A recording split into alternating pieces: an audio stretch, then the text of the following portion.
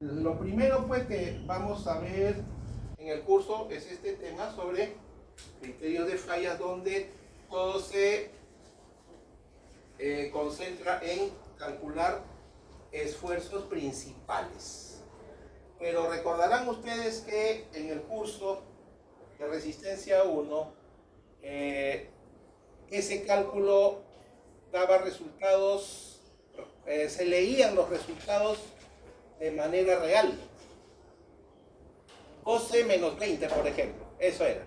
Bueno, y según la teoría de los números reales, 12 es mayor que menos 20, o sea, se acabó. Pero lo que debemos nosotros interpretar de esos resultados es el efecto que representan esos resultados. 12 unidades representaría tracción, menos 20 representaría compresión, o representa compresión. Pero en cuanto al efecto para la resistencia del material, el mayor esfuerzo es 20 en compresión. Listo. Y sobre ese se trabaja. No es 12. Porque, a ver, un contraejemplo, ¿no? A ver, bueno, acá en realidad esta aula está aislada térmicamente, pero detrás de ella o sobre ella hay una viga, que saben ustedes es concreto armado con fierros de acero estructural. Bueno, sucede que bien se sabe que el concreto se elige en las construcciones por su muy alta resistencia a la compresión. Entonces, si comparamos los máximos esfuerzos, efectivamente en forma numérica, el concreto se la lleva. Por esa razón, entonces, cuando se hace un cálculo estructural, cuando se construye con concreto, se toma en cuenta los esfuerzos de compresión, nada más. Y bueno, según lo que se quiera determinar, ya deduciremos qué esfuerzos se toman, ¿no? Pero claro, se ponen las limitaciones. Ahora, si se dice que trabaja igual en ambos casos, cualquiera. Y todo esto se evalúa en condiciones de reposo, estáticas, estrictamente. Siguiente tema, haremos cálculos similares, pero con algunas modificaciones, donde esto es estrictamente en condiciones dinámicas. Y hay que saber preverlas también, ¿no? Esencialmente, bueno, las piezas mecánicas o las máquinas que ustedes han de fabricar, hacer mantenimiento, deben hacerse considerando la fatiga, para determinar cuántas horas de vida útil va a tener esa pieza mecánica. Claro, lo ideal es que viva lo infinito, ¿no? Bueno, el infinito es un decir teórico, ¿no? Pero desde que ya decimos infinito pueden ser 10 años, ¿no? Ya suficiente. Pero todo eso se calcula. Pero pensar infinito, a ver, no sé, a ver, por ahí alguna vez una lectura que he hecho acerca, por ejemplo, del puente de piedra ese que cruza, que está a la espalda del Palacio de Gobierno, que tiene casi más de 400 años, creo, ahí está todavía.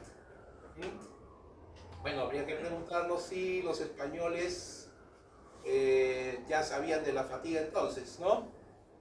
No, simplemente, bueno, un sobredimensionamiento. Y ahí está el puente, ¿no?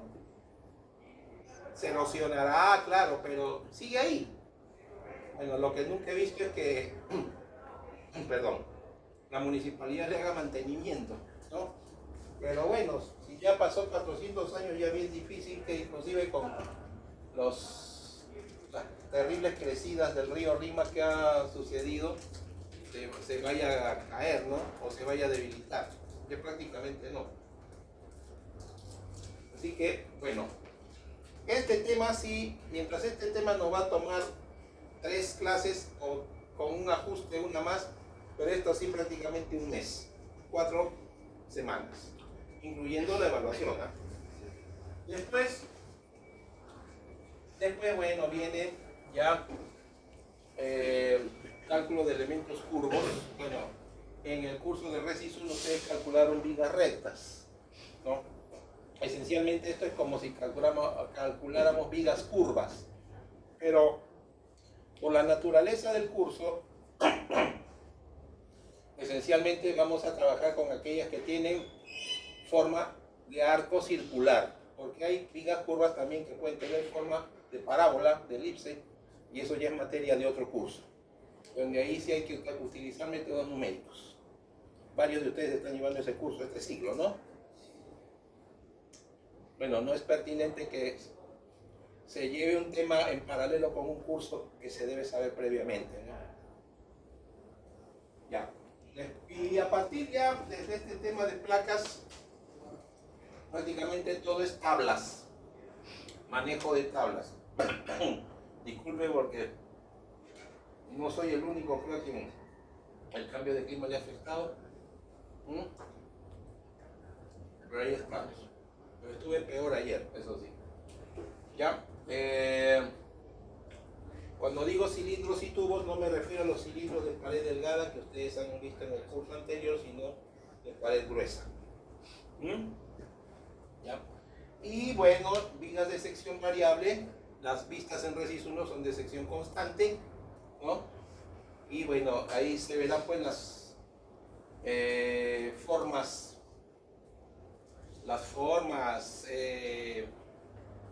cómo uno puede optimizar el diseño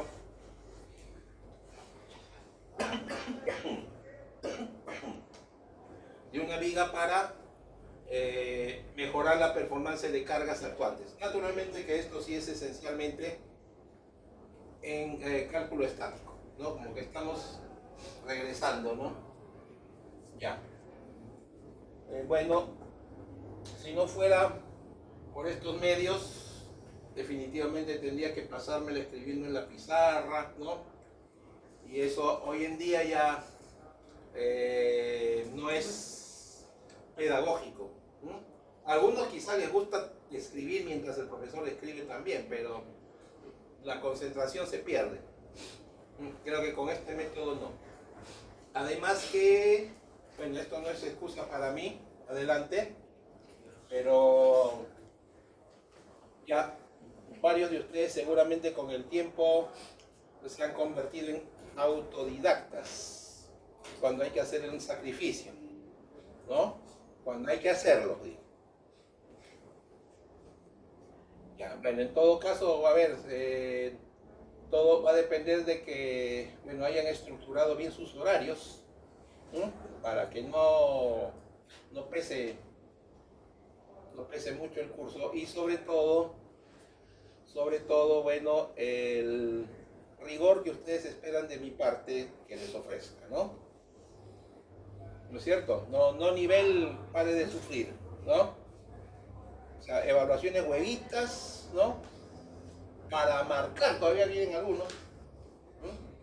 No, pues, se supone que cuando ustedes ya sean profesionales, su superior le va a pedir un informe de y que fundamente por qué tal o cual propuesta, ¿no? O sea, en las aulas es donde todo eso se tiene que formar, fortalecer y eventualmente subsanar si hay errores, pero se corrigen a tiempo, ¿no? No cuando ya está uno afuera.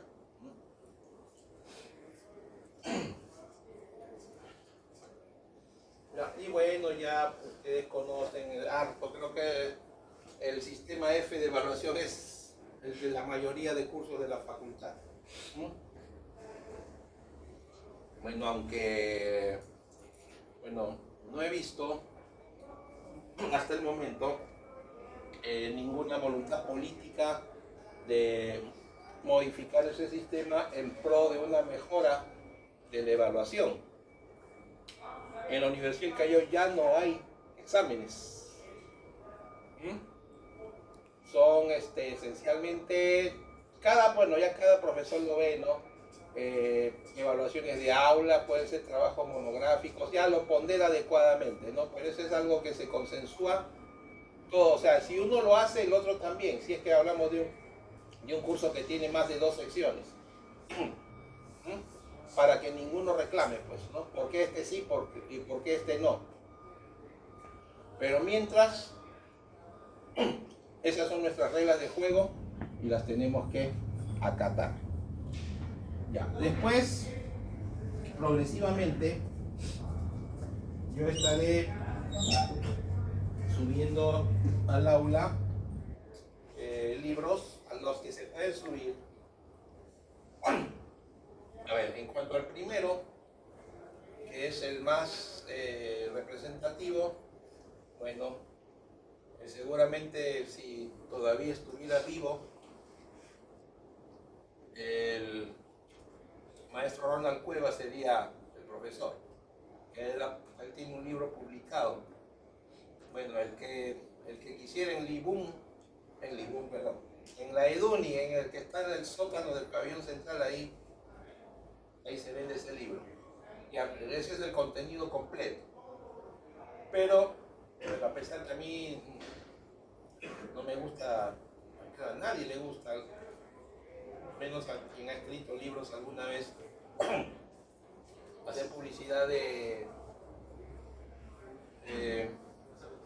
buenas tardes, no de libros piratas, sino de, bueno, ediciones incompletas, si quieren, ya, del mismo autor. Tienen algunos, no tanto apuntes, sino escritos que él mismo ha dejado antes de publicar el libro, ¿no? Que creo que en la fotocopia de Betty está 5 soles todo. Los demás sí son libros en formato PDF, excepto ¿no? Este en formato físico está. Salvo que alguno lo encontrara en PDF, ¿no? Que no creo. Yo también he intentado, ¿no? Me gusta escarbar los libros. Ya, bueno, tampoco voy a atosigar, disculpen, de libros el sílabus, porque bueno, también mientras estemos nosotros trabajando con el formato de la BET, los libros más representativos se enuncian. Claro, no quita que ustedes puedan trabajar también con el texto de Billy Johnston, de Hibeler, porque no todo el libro se ha cubierto en el curso anterior. Hay temas que no, como justamente uno que vamos a abordar ahora, los métodos energéticos en la resistencia en materiales. Eso no se ha tocado en Resis 1, ¿no? Ya, por ejemplo, ¿no? O elementos curvos, fenómenos de fatiga básicos, concentración de esfuerzos. Esos temas no se han tocado en Resis 1, pero sí los vamos a ver ahora. Pero ocurre que mientras en los libros ustedes tienen que manejar ábacos, buena vista para encontrar valores claves, aquí ustedes van a trabajar con correlaciones ya establecidas, ¿no? Entonces, bueno, nada más que la destreza de sus dedos no los traicionen ni los traben, ¿no? Buena vista, principalmente. Ya. El salón que nos toca en los días miércoles es el 239, creo. No, 339, allá, ¿no? Allá es, ¿no? 338, 339 he visto. Y esos salones son de pizarra de tiza, ¿no? Creo. No sé qué zafarrancho han hecho en vez de dejar las cosas como estaban. Bueno, que claro, cuando nos piden a los profesores, nuestros horarios nos preguntan si podemos dictar en un nivel elevado, ¿no? Nivel geodésico. Yo puedo. Entonces, habrá alguien que no puede, bueno, ya. Se le da la preferencia. Pero si no, yo lo que voy es que ya todas las aulas deberían estar uniformizadas, pues, ¿no? Con la misma pizarra. Bueno, en todo caso, ya después, en el receso que va a haber luego, veremos.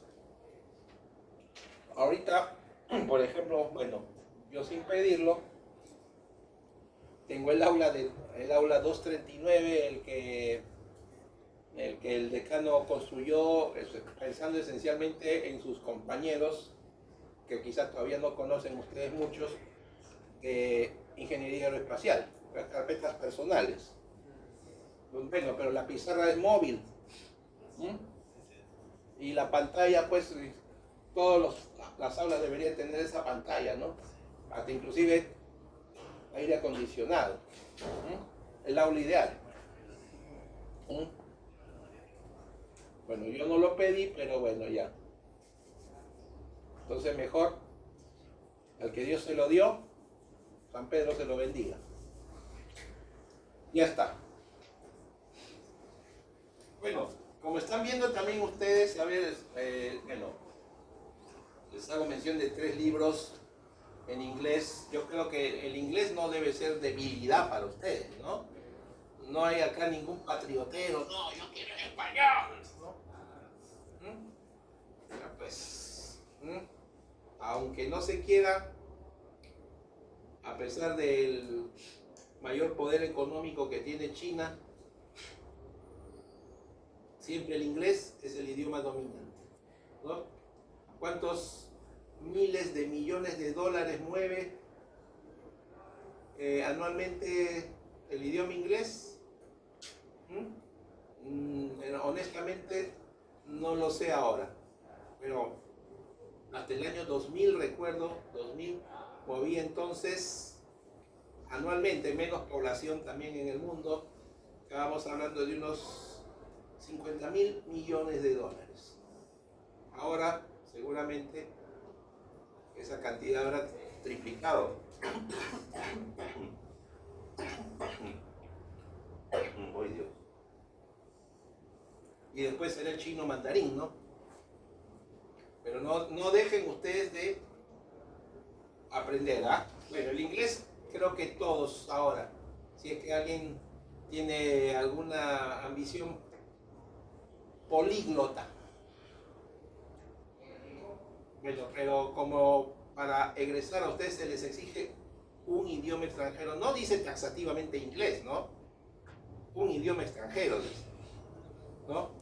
O uno nativo. Sí recuerdo bien esa regla. Ya bueno, aprendan lo que puedan mientras estén jóvenes, ¿no? Háganlo.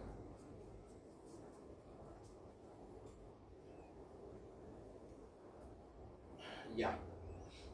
Bien, pues, entonces, empecemos. Si no hay alguna pregunta. O sea, es decir, acá siempre el sílabo del curso es como decir las reglas de juego, ¿no? Desde el saque, ustedes tienen que conocer estas reglas. No las hay, no hay preguntas de parte de ustedes, entonces, ya bueno, esto como les dije, lo voy a ya subir al aula virtual después. Y ustedes también agendan, ya tienen fechas establecidas de evaluaciones, a agendarlas. Cerramos calendario, ya no, bueno, a ver, 2:46.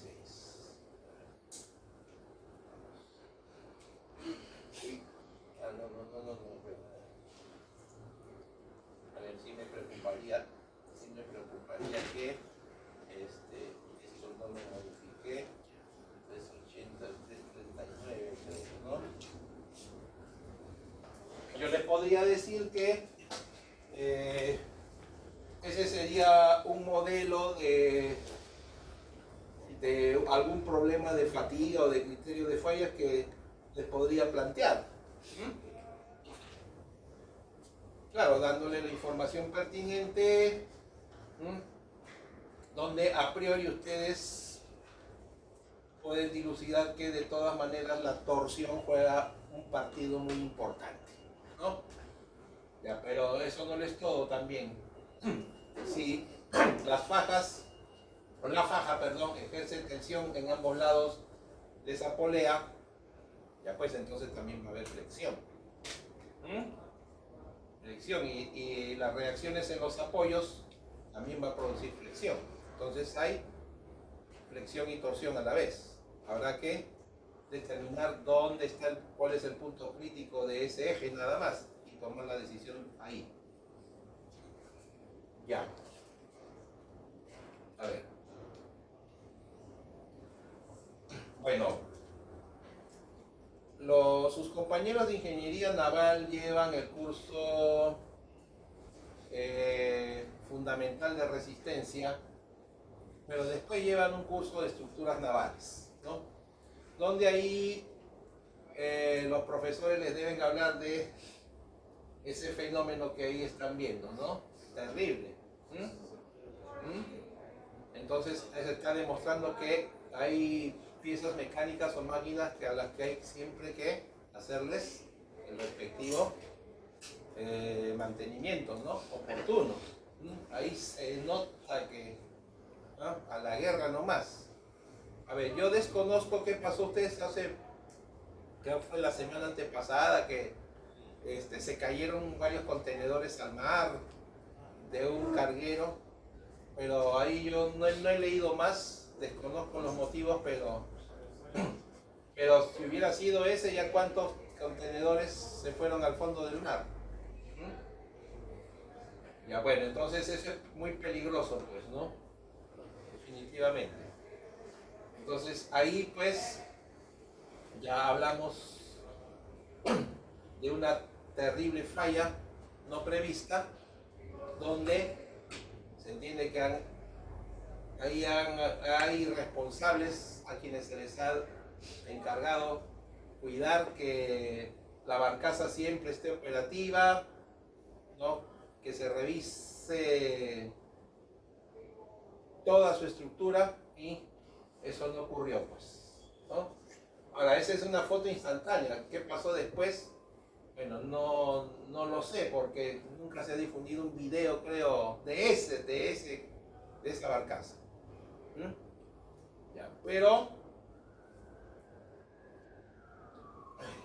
ya después a ver, yo voy a tener que comprar agua, luego a ver, poco a poco voy avanzando. Ya, lo cierto es que ya, independiente de ese fenómeno que están viendo, ustedes saben que cada material tiene propiedades mecánicas bien establecidas, ¿no? Y eso pues lo han aprendido ustedes en su curso de ciencia de los materiales 1, ¿no? Donde entiendo que ahí ustedes habrán hecho el ensayo de tracción y han determinado todas las propiedades posibles, ¿no?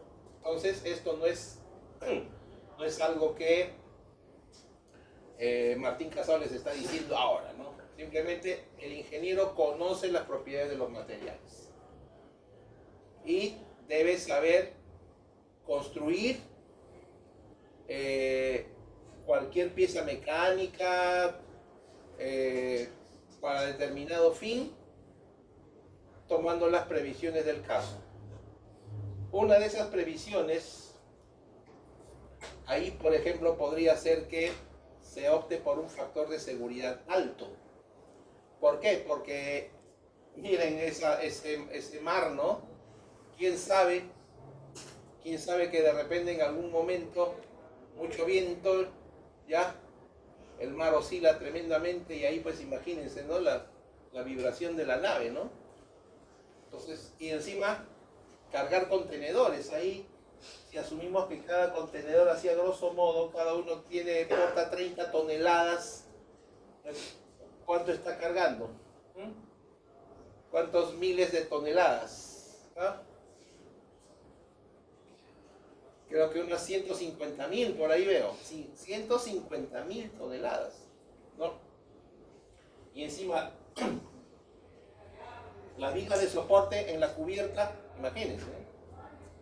O sea, todo eso se calcula apropiadamente. Naturalmente, pues que todo el diseño estructural de esa barcaza tiene que ser con materiales dúctiles, ¿no?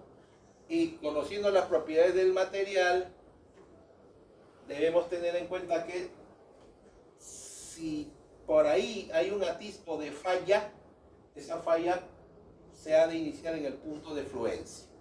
Ejemplo,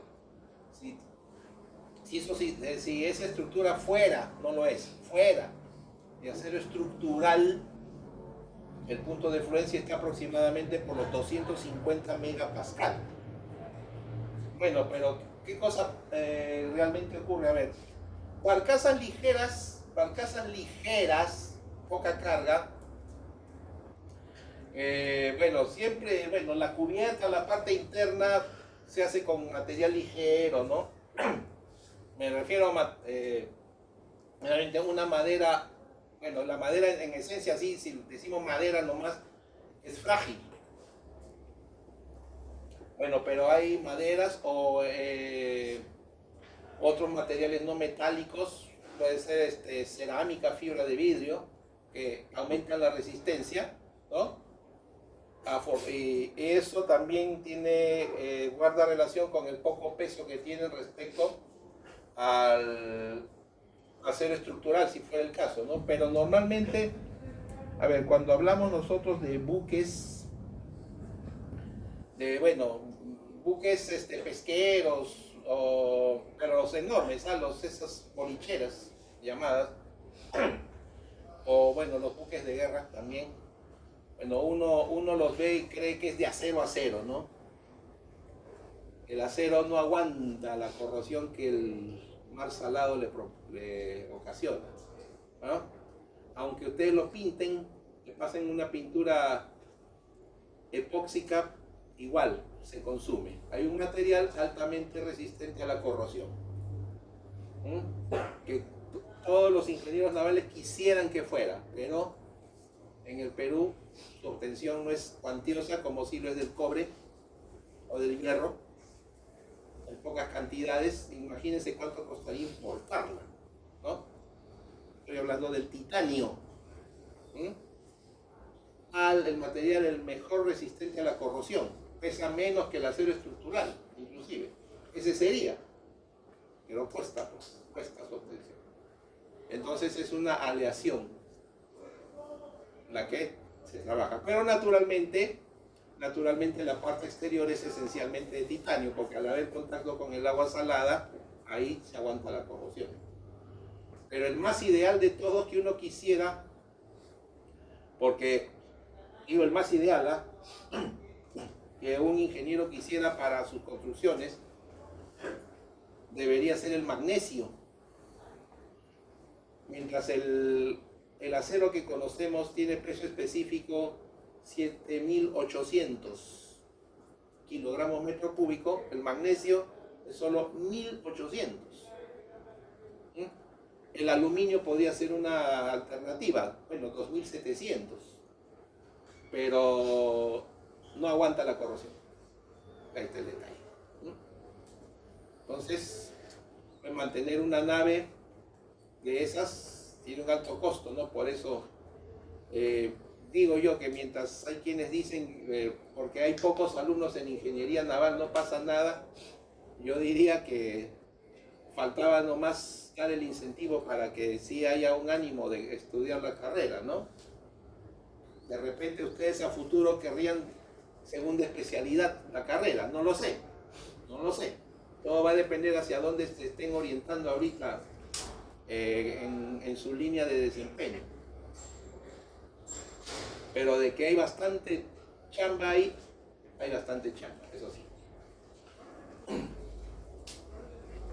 De ninguna manera, pues, vamos a ser temerarios en ese caso particular de usar materiales frágiles, pues, ¿no? Los materiales dúctiles, aquellos que, como ven ustedes, más que decir fallan, pueden fallar desde el punto de fluencia. Habría que hacerle un mayor ensayo del laboratorio para ver hasta qué punto de su régimen plástico puede aguantar. Y se han dado casos en los materiales dúctiles. Justamente esto, yo tengo la experiencia propia, del ingeniero Enrique Sarmiento, profesor que seguramente ustedes que serán su alumno el próximo año. Él dicta tecnología de la soldadura. Me mencionó que él participó en la construcción de la estructura. Él es ingeniero estructuralista, casi 50 años de su vida, ahí ha trabajado, para construir el supermercado Totus, o el hipermercado Totus, que está en la Avenida La Marina. Pero tengan en cuenta ver que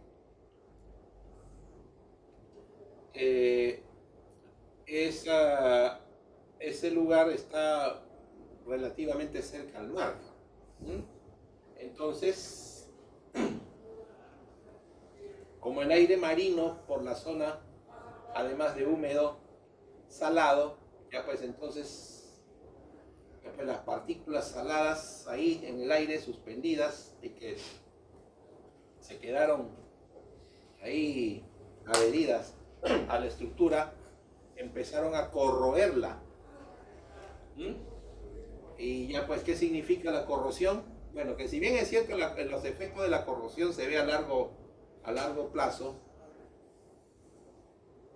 pero no vayan a pensar pues que a largo plazo, porque es a largo plazo, entonces aguanta, ¿no?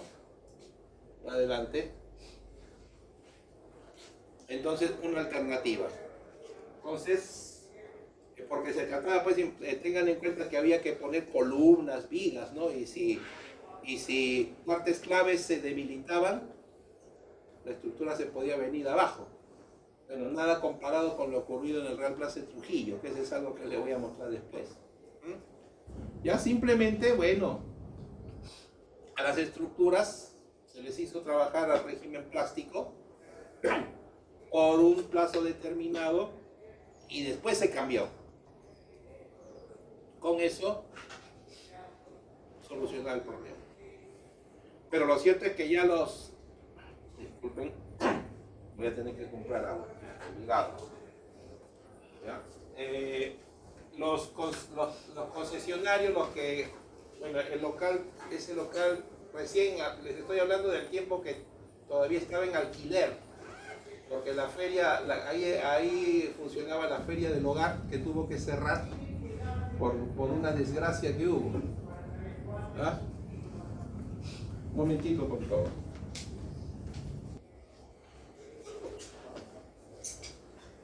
Ya, bueno, les decía que ese local del hoy hipermercado Totus había sido primero alquilado, concesionado, ¿no? Ahora ya es propio, por una desgracia que hubo, ¿no? A ver, ustedes eran ¿Infantes? ¿Año 97? Ah, ni siquiera habían nacido. Ya, bueno, es que ahí en la feria del hogar tenían un anfiteatro con aforo de 20.000 personas y se presentó un par de jóvenes lumpen, Servando y Florentino, y las chicas de la época pues hicieron cola el día anterior, ¿no? Y lo que era 20.000, la empresa creyendo vamos a hacer buen billete, vendió 60.000. Ya se imaginan después, ¿no? Resultado final, 6 muertos. Ya pues entonces ya la feria se convirtió en un lugar inseguro, ya pues tuvo que cerrar y después el dueño, bueno, primero pues tuvo que hacer su control de daños, ¿no? Claro, lo cierto es que ya tuvo que desmantelarse todo, ¿no? La concesionó y después ya se vendió, ¿no? Pero vamos a la parte estructural que ahorita a nosotros nos importa, que les dije que justamente el ingeniero Sarmiento participó en esa construcción y dio esa solución, ¿no? Ya después, ya con el tiempo, quería, pues, quería abrirla ya, ¿no? Entonces la forma era esa, ¿no? O sea, una solución rápida, pero después ya se hicieron mejores refuerzos, cada vez se hace el mantenimiento respectivo, ¿no? Con las normas técnicas vigentes y ya ahí está. la estructura todavía. Pero ya creo que con esto y más la figura que es muy elocuente, saben ustedes que para que no sucedan fallas hay que saber preverlas, ¿no? Ya está. Ahí está. ¿Ah? Miren, para mí, sí, esto ha sido hace poquito un insulto.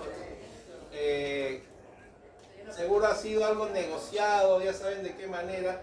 Indecopi multó $500,000 nomás a Real Plaza por eso. ¿Ah? Los daños, las vidas ya no se recuperan, pues, ¿no? Pero que medio millón de soles, seguro eso lo recauda lo de un día y ya está pagado, ¿no? Pero noten, pues, a ver, lo que se quedó, pues, es que ya se había visto, pues, que los pernos estaban, pues, ya en fatiga completa, ¿no? Ya corroidísimos, ¿no? Y encima, pues, ahí en el techo se almacenó agua, ya, pues, entonces, y encima ya, si el agua, cuando llovía, se almacenaba el agua, entonces ahí claritamente, pues, fatiga, ¿no? La carga iba aumentando, hasta que ya no dio más, ¿no? Y entonces, ahí es donde hago un hincapié algo, ¿no? ¿De qué le sirve a un alumno pasar un curso con un notón y sin haber aprendido?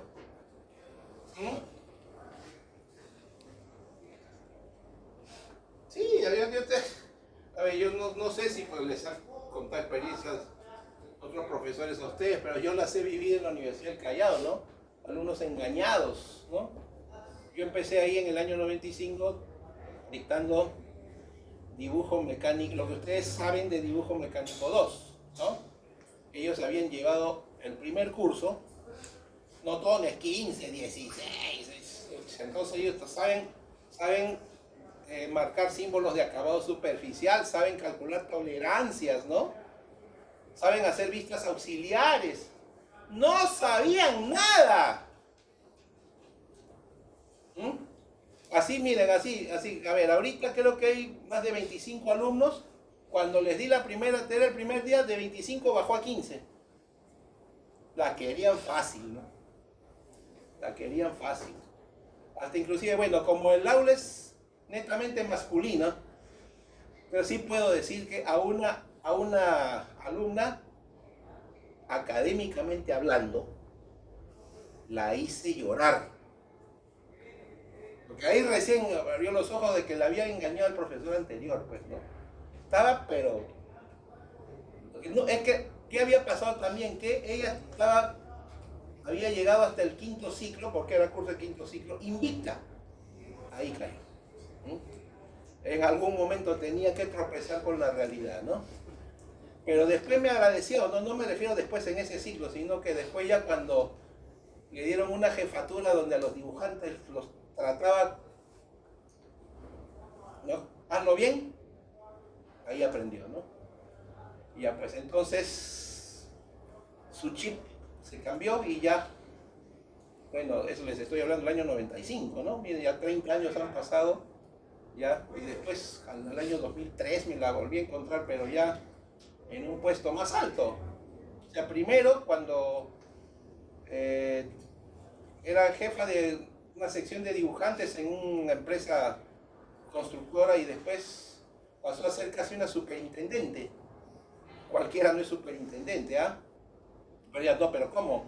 Con tan poco tiempo, pero méritos habrá tenido, ¿no? Bueno, ya con título profesional naturalmente, ¿no? Bueno, pero entonces, pues, lo que quiero decir es, caramba, ¿qué importa a veces pasar raspando un curso, pero sabiéndolo, ¿no? Sabiéndolo de verdad, porque en el siguiente curso no me gustaría saber que ustedes se van a tropezar, ¿no? Bueno, he tenido casos de alumnos que fueron mis alumnos que pasaron Resist 2, pero cayeron en el siguiente curso. No sé si por descuido o porque combinando los efectos, ¿no? Porque a veces reconozco, ¿no? En algunos temas de un curso un alumno sale sabiendo más que otros temas del mismo curso. Entonces, si se le presentó la oportunidad de contestar algo de lo que sabe, enhorabuena, ¿no? Pero cayó quizás en algo que no sabe. Pero ya sabe, muchachos, ¿ya? Si académicamente hablando, ustedes tienen que hacer pato, rana, lagartijas, no es por las puras, ¿no? Se sufre pero se goza, quiero decir, en pocas palabras. Ya. Entonces, ya pues, esto tiene que enseñar mucho, ¿no? Ahora, no es que ya pasó, ¿no? Bueno, si ustedes van con la comisión, a mí no me va a pasar, bueno, tengan en cuenta de todas maneras lo que les estoy diciendo, que hay que diseñar no solamente haciendo buenos cálculos matemáticos, sino también con la seguridad apropiada, ¿no? Y proyectándolo a futuro también. De que, claro, un diseño aparentemente algo sobredimensionado va a costar más, pero ustedes tienen que fundamentar por qué cuesta más, ¿no? Pero si el jefe que le dice, no, algo barato, no, que se lo haga otro. Que se lo haga otro, claro, ¿no? O ustedes asumirían la responsabilidad. ¿Ah?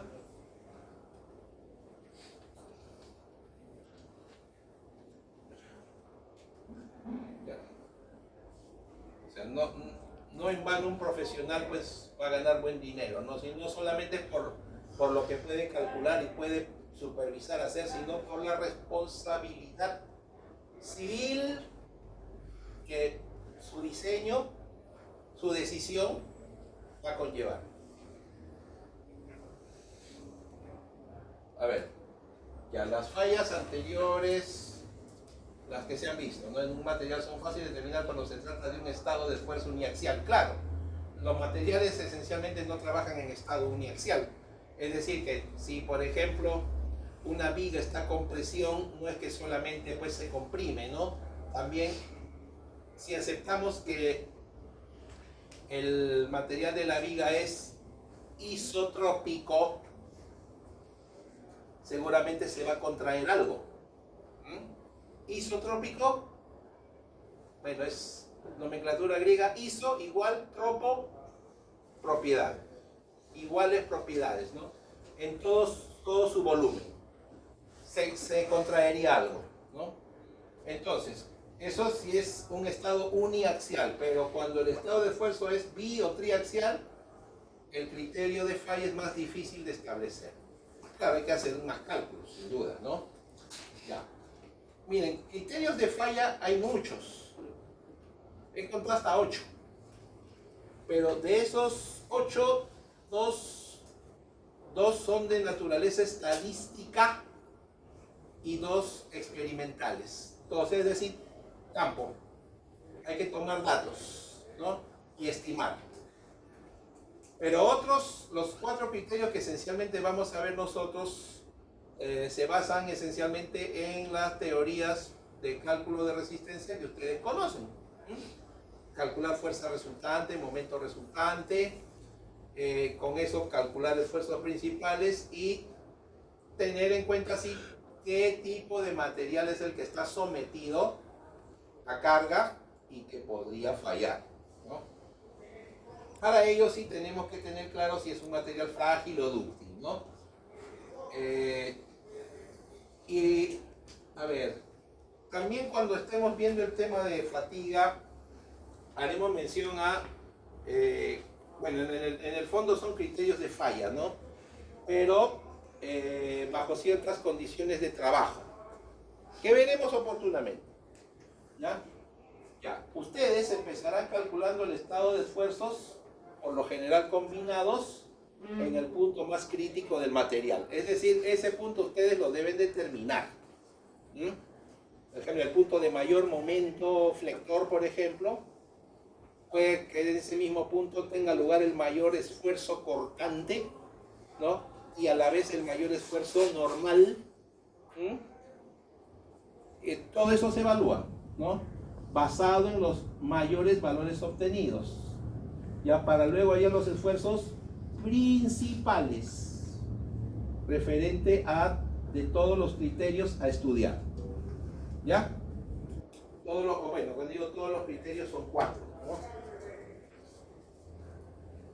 Pero esto es lo que seguramente ustedes esperaban que ya al grano de una vez, ¿no? Bueno, pero yo he visto yo en realidad, bueno, estoy recogiendo lo que, bueno, hizo mi otrora profesor de Resistencia 2, teniendo en cuenta pues que desgraciadamente no había a veces concordancia entre todos, ¿no? Cada uno tenía un punto de vista distinto. ¿Ya? Pero cuando digo conceptos previos, es justamente lo que les dije, es algo que a mí no me gusta, pero tampoco debo ser pues egoísta, ¿no? En querer resistirme a ello. ¿No? ¿Qué cosa es lo que no me gusta? Repaso.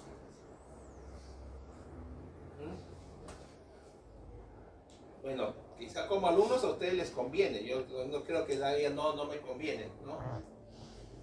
Pero seguramente ustedes van a ver algunas cosas nuevas en ese repaso, ¿no? Y después ya nos vamos al fondo. Ya, a ver, ¿cómo se estudiaba el estado de esfuerzos en un material? Bueno, a ver, se supone que ese es un cubo diferencial de un material, ¿no?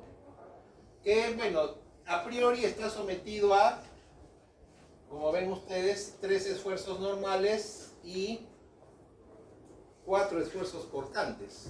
Digo 4 nomás, porque dos se repiten, según el sentido, ¿no? La nomenclatura que se establece para determinar ese estado de esfuerzos es que los esfuerzos normales, como ven, van en la diagonal principal. Ahora, yo no pongo como en los libros 2 subíndices a los esfuerzos normales, uno nomás porque está en esa dirección, ¿ya? Entonces, a ver, esto sí se ve acá. En los libros van a ver así ustedes, sigma xx. Ya, lo demás es esfuerzo cortante. Tau xy, tau xz. Entonces, aquí, como los esfuerzos normales van en diagonal, entonces aquí debería ser tau yx, ¿no? Sigma y, tau yz, ¿no? Después tau zx, tau zy, ya está. Miren ustedes el orden, ahí lo tienen en la proyección, donde, a ver, el significado de los subíndices. Para los esfuerzos normales creo que no hay discusión. Para los esfuerzos cortantes sí. El primer subíndice, X, ¿ah? ¿Qué significa? Es la dirección perpendicular. A ver, noten ustedes dónde está tau xy ahí. ¿Ah?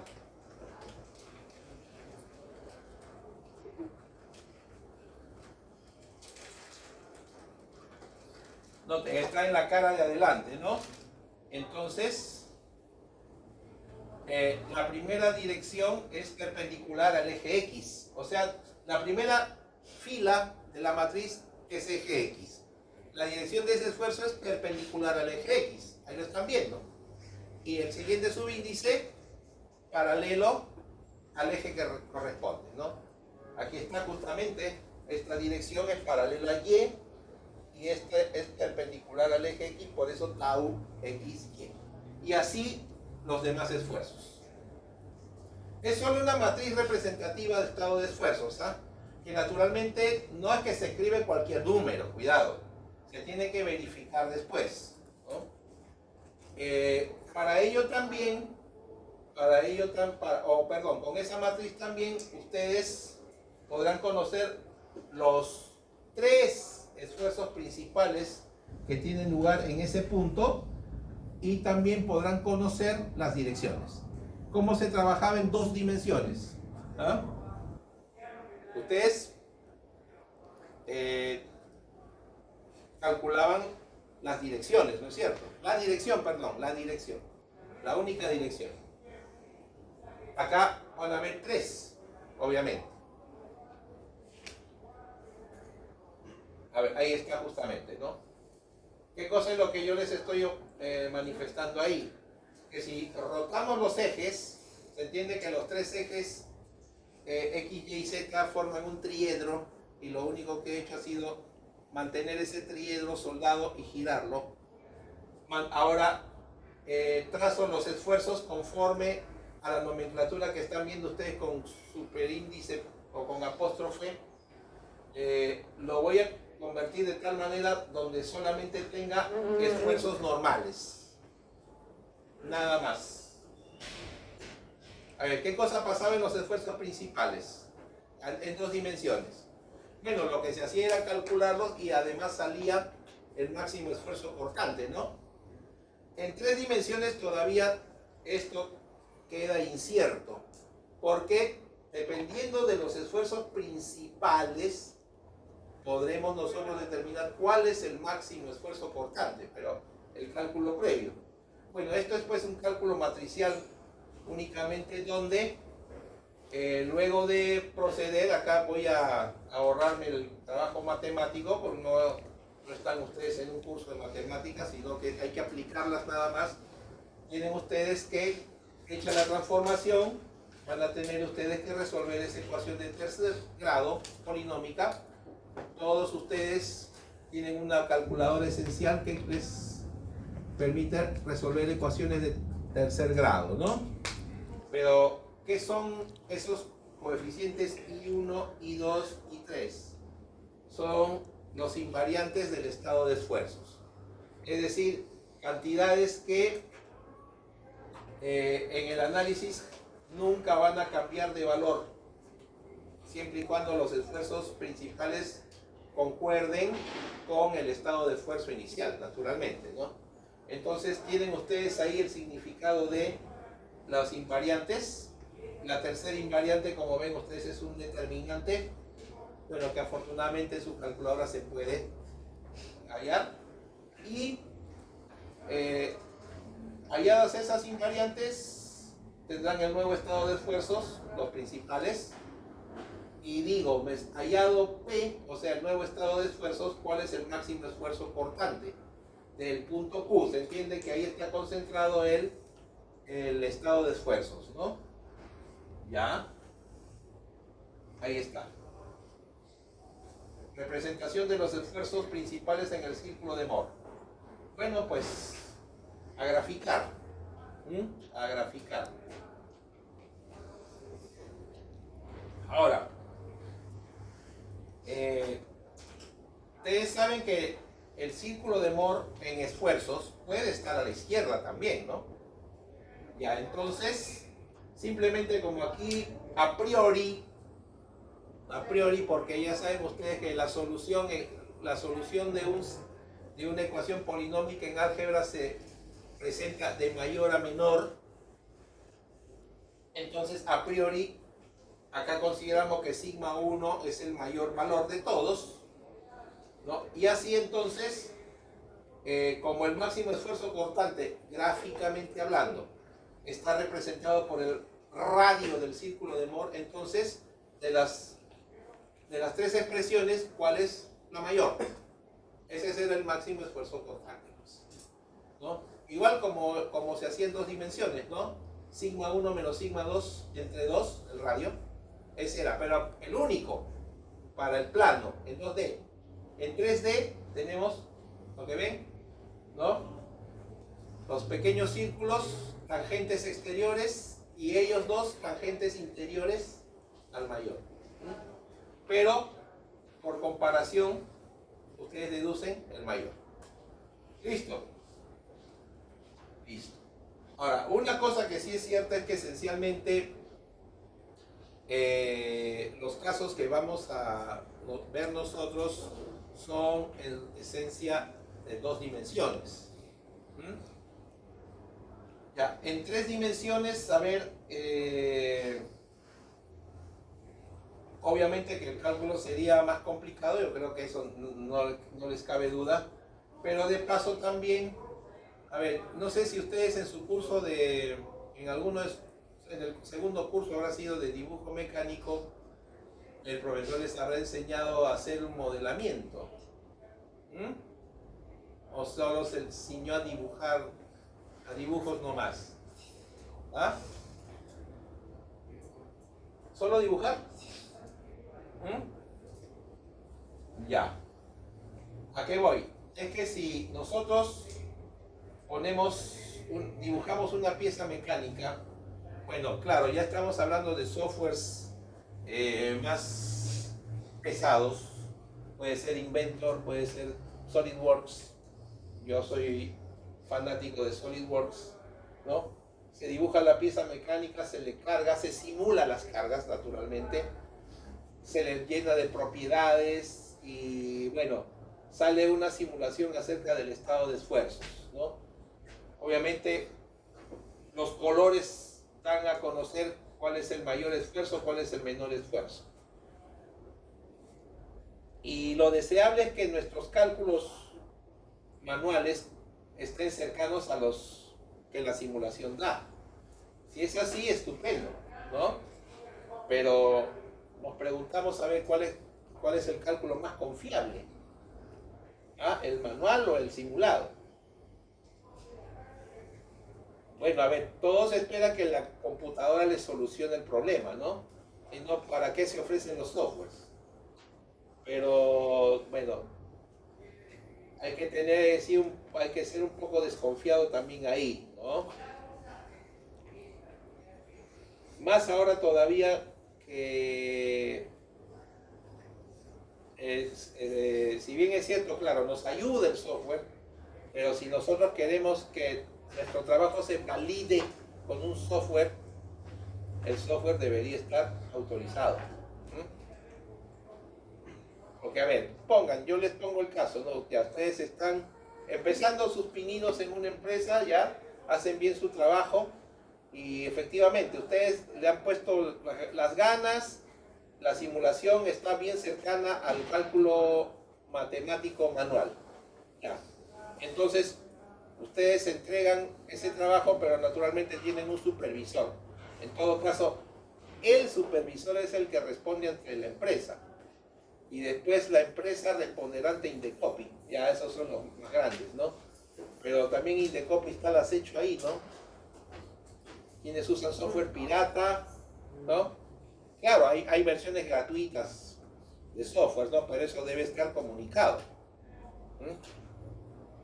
Si por ese aspecto pierdan ustedes cuidado, porque en primera instancia ustedes no van a ser responsables, sino los que pretendan explotar el uso del software sin autorización. Pero mientras académicamente se les permite, ¿no? La universidad también paga por licencias. Hay que tener en cuenta esto, ¿no? Ya hace años pasó que en otra administración rectoral, la Indecopy vino de sorpresa, pesquisa en las facultades y se llevó discos duros, no sé si imaginan ustedes cuántos. En la facultad se llevó casi todos, creo. Así que acá ahí, no podía ofrecer cursos hasta que pague.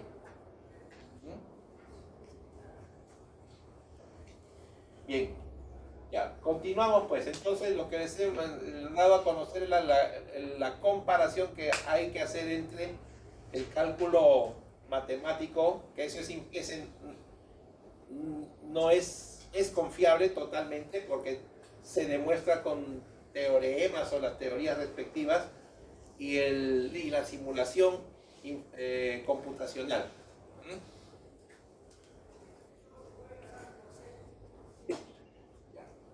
La dirección. Bueno, aquí esencialmente se usará un programa, ¿no? A ver, como todos ustedes ya llevaron dinámica les voy a hacer recordar algo.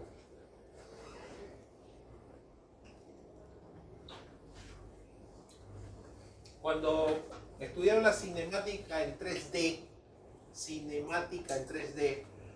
se pedía, recordarán, calcular la velocidad angular, la aceleración angular, ¿no?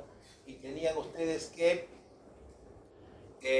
resolver un sistema de ecuaciones. Pero, a ver, los libros disponibles, salvo en uno, Casado no ha publicado ningún libro de dinámica todavía, se tenían que plantear 4 ecuaciones con 4 incógnitas, ¿no? Ya. Pero con un artificio previo se podían terminar calculando 3 nomás. Y ya más fácil salía el problema. ¿Qué cosa pasa acá? Igualito, miren.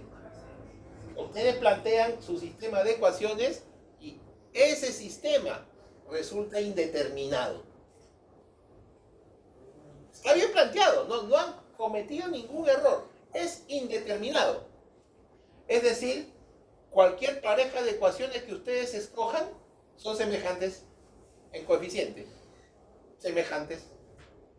Entonces, 3 incógnitas, 2 ecuaciones, no se puede, pues, ¿no? Y como se piden direcciones, en otras palabras, se están pidiendo ángulos, y los ángulos se pueden evaluar, ya sea con seno o coseno, y yo creo que la mejor herramienta, hablando de direcciones, en el álgebra vectorial se da con cosenos. Entonces evocamos la relación de cosenos directores. Ahí está, la que está debajo de la figura. ¿Ah? Solo que porque están al cuadrado se hace un poco pesado, ¿no? Bueno, esa tercera ecuación no la puede calcular la calculadora sencilla, ¿no? Bueno, pero si ustedes cuentan con una calculadora programable esencial, ingresan los valores y sale. Ya no hay pierde acá, no es que va a salir un número complejo y conjugado, no. Salen 3 cantidades reales, cosenos, ¿no? Después, arco, coseno, lambda, según corresponda, y esa sería la respuesta de las direcciones. Bueno, lo pongo más abreviado para no decir coseno de alfa, coseno de beta, coseno de gamma, ¿no?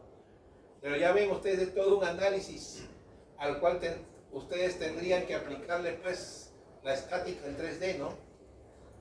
Y ya mucho trabajo, ¿no? A ver, para quienes me conocen recién, que primera vez que soy su profesor, tengan este paradigma en adelante, ¿ya? ¿Para qué hacer lo que ya está hecho? Yo he visto profesores tramposos que en clase hacen los problemas que están resueltos en los libros. De repente ustedes los conocen, no digan nada. ¿Ah? Ya yo no hago eso. A ver, un ejemplo rapidísimo nomás de cálculo de esfuerzos principales en 3D. Tienen el estado de esfuerzos propuesto ahí. Naturalmente que si esa matriz no correspondiera a un estado de esfuerzos, no les va a salir los sigmas que están viendo ahí. Cualquier cosa saldrá, pero no un estado de esfuerzos, ¿no? Entonces, entendiendo que ya se calcularon las invariantes previamente, ahí tienen ustedes pues que ese material, claro, ese punto material sometido a ese estado de esfuerzos está esencialmente trabajando a tracción, como ven, ¿no? Con un máximo esfuerzo cortante de 2,594. Ya, y como ejercicio libre, ustedes pueden determinar las direcciones. Ya tienen ustedes las relaciones, cómo se trabaja.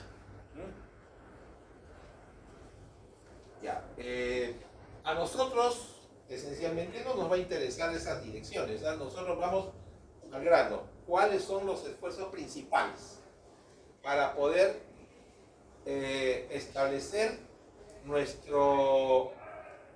valla de falla? O sea, para que no falle, en otras palabras. Ya. el caso particular de los esfuerzos planos, bueno, ¿para qué me voy a estar enunciándolo más si ustedes creo, a ver, lo conocen harto, ¿no? Es más todavía, creo que cuando hagamos aplicaciones lo vamos a ver más simple todavía. ¿Sí? Y es el método más eficaz también, ¿ah? Ya no hay que hacer ningún artificio previo ni cosas.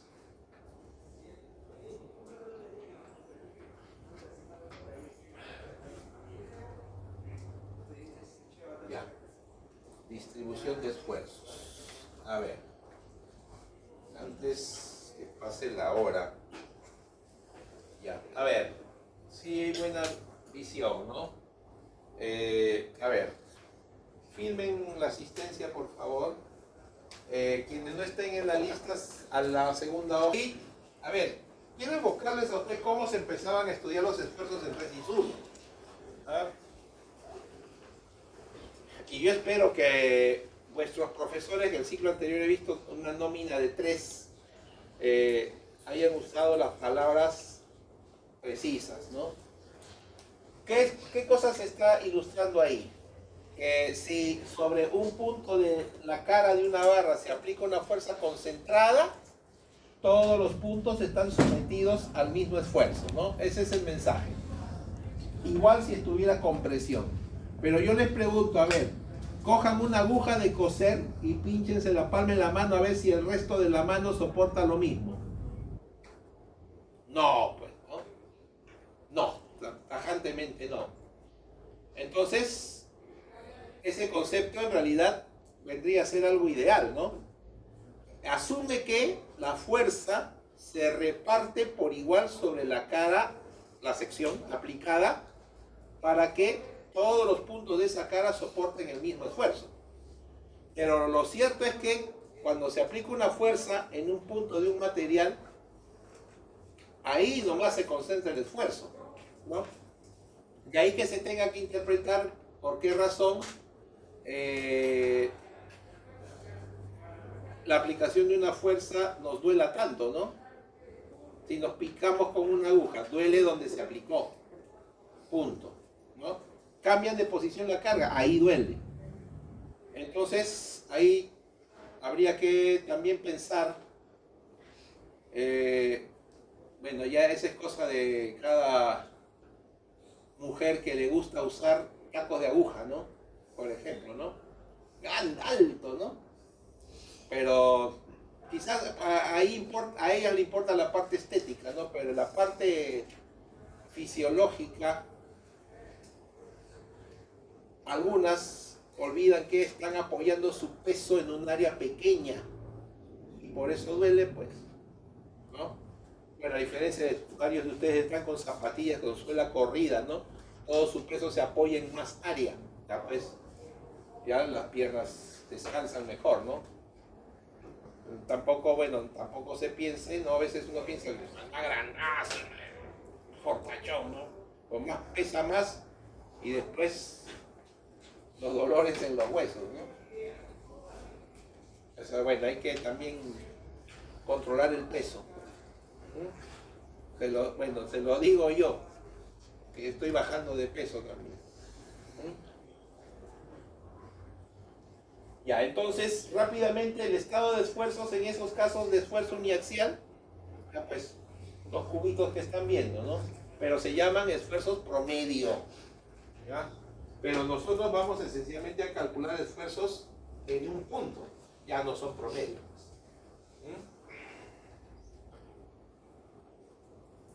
Flexión. Flexión. A ver, tienen ustedes ahí un momento flector. A ver, teniendo en cuenta también que ese modelo que están viendo es válido para una sección transversal simétrica. Simétrica. La que quieran, pero simétrica.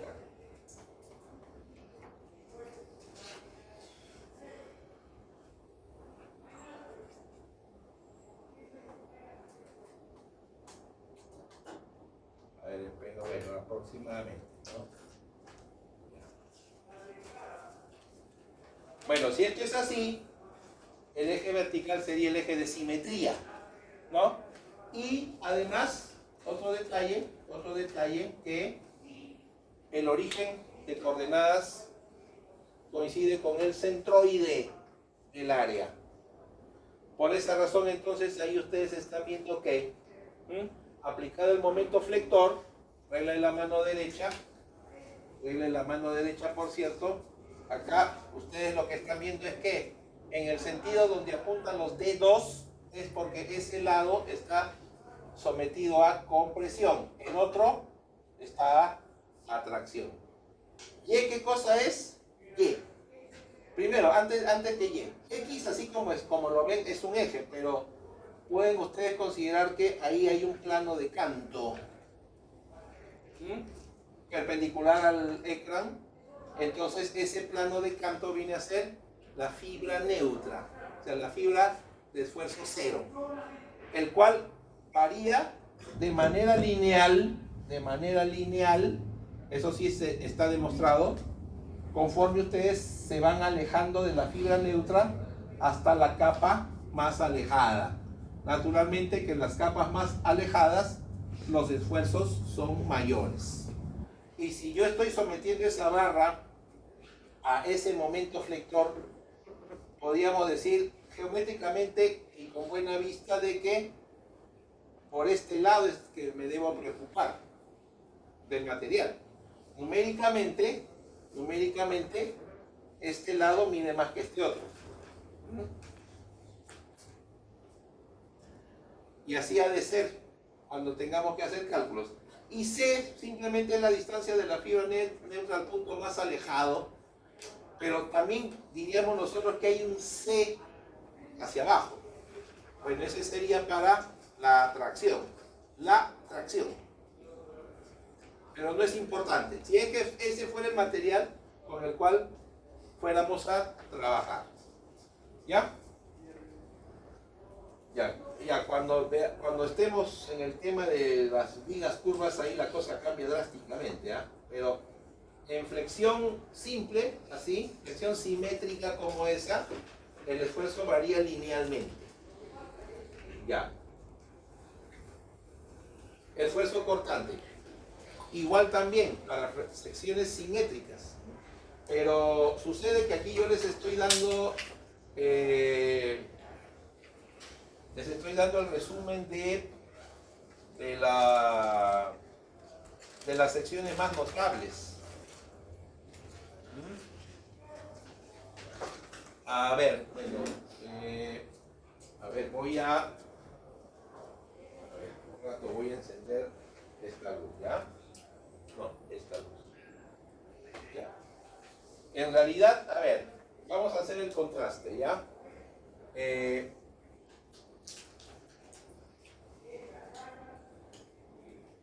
Ahí en la proyección está el máximo esfuerzo cortante, pero yo les estoy escribiendo acá, o les voy a escribir acá, el esfuerzo cortante medido desde la fibra neutra hasta cualquier distancia Y. ¿Ya?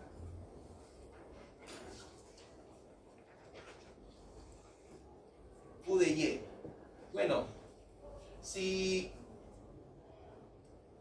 no sé cuál habrá sido la didáctica de nuestro profesor, que para calcular una deformación axial se usa la fórmula de la pelea. Bueno, acá la fórmula de la vaquita. Bueno, magnitudes conocidas. Obviamente que si quiero calcular un esfuerzo cortante producto de aplicar una fuerza transversal, es la fuerza cortante, pues. Momento de primer orden, eso es estática pura. Momento de inercia del área, y este es el espesor, no del material, espesor material sometido a corte. Claro, por ejemplo, si fuera el caso de esta sección, sería todo el ancho, ¿no? Sería el ancho, pero si fuera, por ejemplo, a esa altura Y, todo esto sería todo esto sería T, ¿no? Si fuera, por ejemplo, un cilindro hueco, T, una cosa es el espesor del tubo, pero yo les estoy diciendo que esa T es el espesor material, el tangible. Es decir, esto más esto. Entonces, si ahora, si yo digo el espesor E, eso sí puedo decir, entonces T sería el doble E. ¿Ya? Lo cierto es que cuando a una sección, ahora sí apago, a una sección circular o rectangular se le hace el cálculo de momento de primer orden, resulta que, mientras ustedes bien saben que el esfuerzo cortante promedio es simplemente V entre el área de la sección, cuando hablamos ya de máximo esfuerzo cortante, hay un coeficiente multiplicador, ¿no? ¿Dónde? Probado. Si la sección es rectangular, estrictamente, cada 3 medios. Si es circular, entiéndase que es maciza, circular maciza, 4/3. Bueno, eso querría decir que, a ver, si quisiéramos nosotros hacer o si nos vemos obligados a tener que hacer un diseño por corte transversal, preferiríamos nosotros, si hablamos nosotros de a mayor resistencia, una sección circular, ¿no? 4/3 menor que 3 medios, por esa razón. Bueno, para otras secciones habrá que calcularlas, pero no son comerciales. Y aparte les estoy diciendo que son secciones simétricas. Pero lo cierto, a ver, acá. Si esta es la fuerza cortante, noten ustedes el sentido de cómo está actuando ese esfuerzo. No es como si, por ejemplo, a ver, cuando ustedes cortan pan hacia abajo, la fuerza de corte va bajando, ¿no? Entonces, siendo esta de acá la fibra neutra y la fuerza cortante va así, entonces la representación del esfuerzo cortante va así. ¿Qué cosa significa esto? Que el mayor esfuerzo cortante está contenido en la fibra neutra. Y la tendencia, eso sí también está probado, es parabólica. Ahí entonces les pido que ustedes hagan una lectura de la teoría de corte transversal correspondiente, ¿ya? Ya, si no es ninguna de las secciones, la calcularemos con la fórmula de la vaquita. Torsión.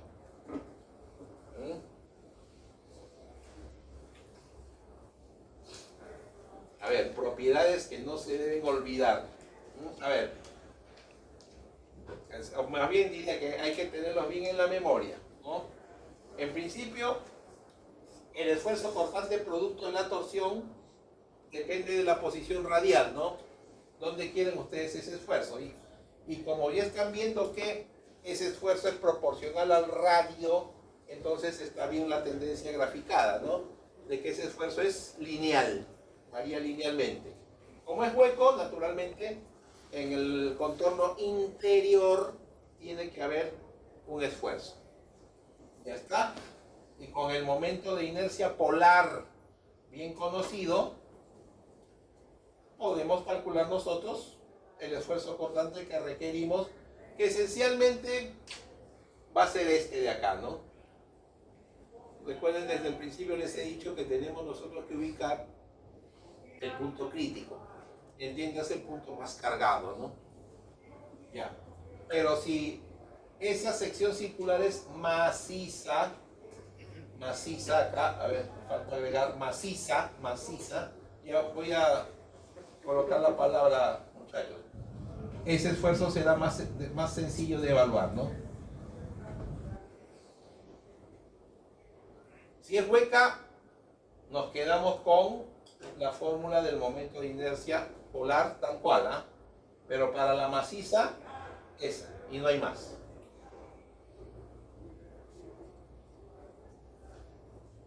Ajá, a ver. Ya después de esto no hay, o sea, después de esto vienen los temas energéticos, ¿ya? En el cual vamos a, bueno, hay cosas nuevas que ustedes van a aprender. ¿Cómo va la lista, por favor? ¿Cómo vamos?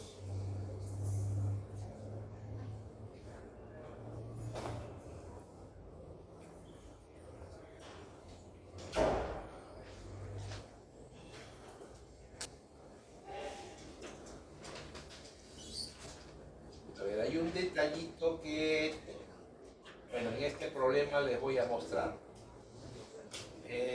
A ver, les mostré el caso de la flexión simétrica. ¿Ya firmaron todos? Ya, de la flexión simétrica. ¿Han visto a veces una flexión asimétrica?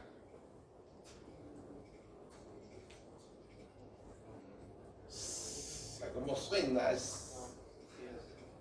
¡No! Ya, bueno, pues esa es una flexión mixta encima. ¿Ah? Bueno, por fortuna la carga de 1500 newton no es excéntrica. No hay más. Ya. Ya pues entonces eso será materia pues de la solución que veremos. Bueno, ahí sí, afortunadamente la imagen es, el elemento es blanca y no va a haber contraste cuando empecemos a trabajar. Yo creo que simplemente no encendemos esta hilera de luces y trabajaremos. Yo les voy a también proporcionar un banco de problemas. Estoy puliendo, haciendo algunos ajustes a lo que les voy a ofrecer. Ya, y eso ya el miércoles lo tendré. Ya, a ver.